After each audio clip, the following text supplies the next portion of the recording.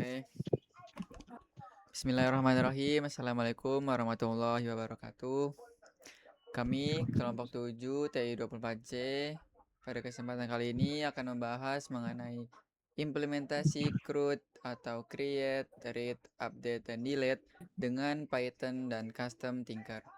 Pada studi kasus kami menggunakan contoh sebagai aplikasi toko buku berbasis GUI yang terintegrasi dengan database lokal MySQL atau XAMPP. Selanjutnya, jadi yang pertama, apa itu CRUD dan mengapa CRUD itu bisa sangat penting.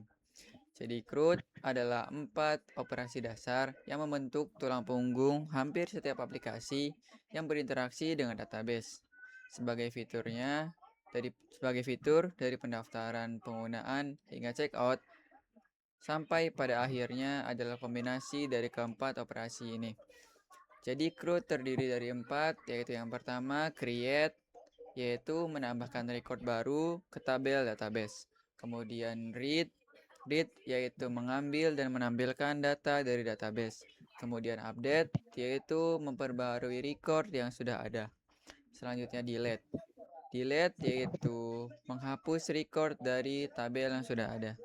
Selanjutnya adalah teknologi inti atau perangkat inti yang digunakan atau software yang digunakan. Jadi yang pertama yaitu Python. Python yaitu bahasa utama yang digunakan untuk logika aplikasi, koneksi database, dan manipulasi data. Kenapa kita menggunakan Python? Karena Python bersifat dinamis dan mudah dibaca dan didukung oleh komunitas yang sangat luas. Kemudian Custom Tinker. Jadi Custom Tinker yaitu merupakan pustaka GUI modern berbasis Tkinter dengan tampilan dark atau light mode. Ya, dan juga widget rounded dan tata letak fleksibel menggunakan pack dan grid. Selanjutnya ada MySQL via XAMPP. Data MySQL yaitu database relasional lokal yang dijalankan melalui software XAMPP, menyediakan server MySQL dan phpMyAdmin untuk manajemen database visual. Selanjutnya yaitu relasi database. Jadi relasi database kami ada 3 tabel utama, yaitu database pelanggan, kemudian data buku, dan data transaksi yang saling terhubung melalui primary key dan foreign key. Selanjutnya yaitu persiapan lingkungan pengembangannya. Jadi sebelum mulai coding, pastikan 3 hal ini atau 3 komponen ini terinstall dan bisa berjalan dengan benar. Yang pertama, install terlebih dahulu software XAMPP-nya. Teman-teman bisa unduh software ini dari website apacefriend.org. Kemudian jalankan modul Apache-nya dan MySQL melalui control panel. Selanjutnya, verifikasi bahasa pemrograman Python-nya. Pastikan Python teman-teman itu versi 3.8 ke atas yang sudah terinstall. Cek dengan menggunakan Python strip version di terminal. Selanjutnya, install pustakanya.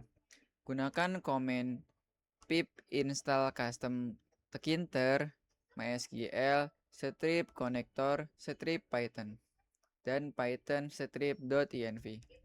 Untuk Python strip.env ini bersifat opsional atau tidak wajib. Gunakan jika teman-teman ingin menyimpan kredensial database di file .env yang terpisah. Selanjutnya, Berikutnya itu ada desain database.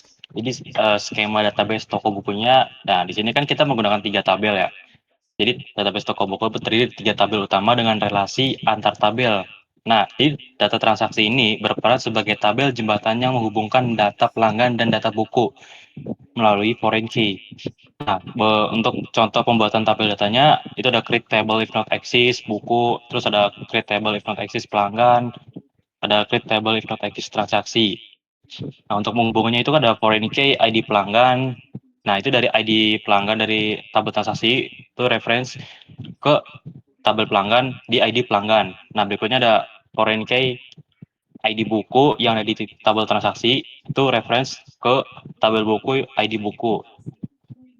Nah, untuk berikutnya, untuk menghubungkan database ke Python itu, jadi ada dua cara, itu dua pendekatan utama untuk menghubungkan aplikasi Python ke database MySQL lokal.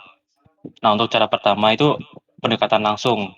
Jadi kredensial itu ditulis langsung dalam kodenya. Nah, ini cocok banget buat prototyping cepat. Atau ada import MySQL connector, con sama dengan MySQL connector connect. Jadi ada tulis localhost, root, password sama database, nama databasenya. Terus tinggal kursor sama dengan con titik kursor. Nah, untuk menggunakan .env itu kan file terpisah ya. Jadi misalnya buat keamanan atau portabilitas. Nah, kalian bisa ketik aja ada fungsi di situ from.env import load.env import yos mysql connector load.env con sama dengan mysql connector connect. Nah, sih kan karena kita menggunakan .env dengan file terpisah, jadi kita udah ngambil nih, udah from.env nih. Jadi kita tinggal get env namanya aja.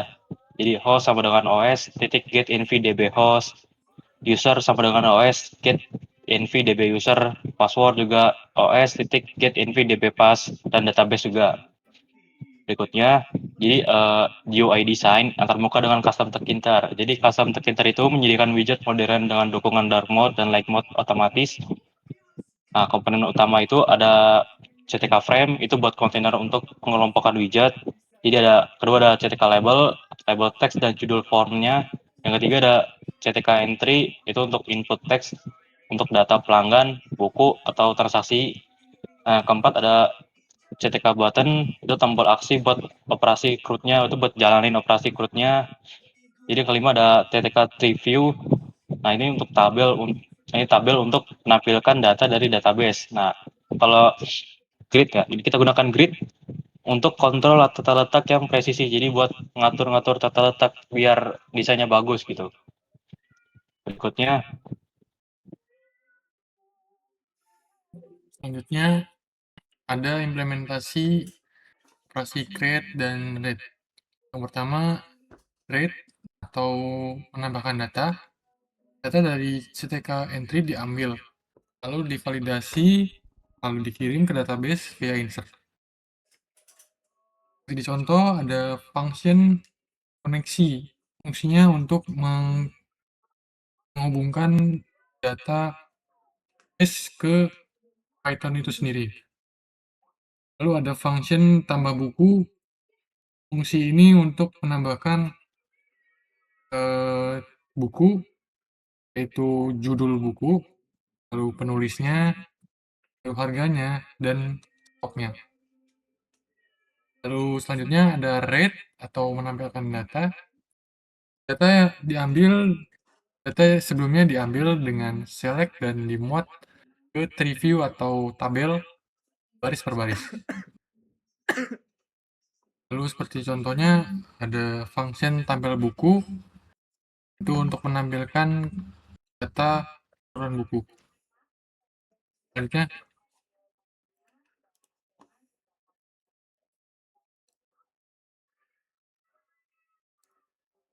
Selanjutnya ada implementasi operasi update dan delete.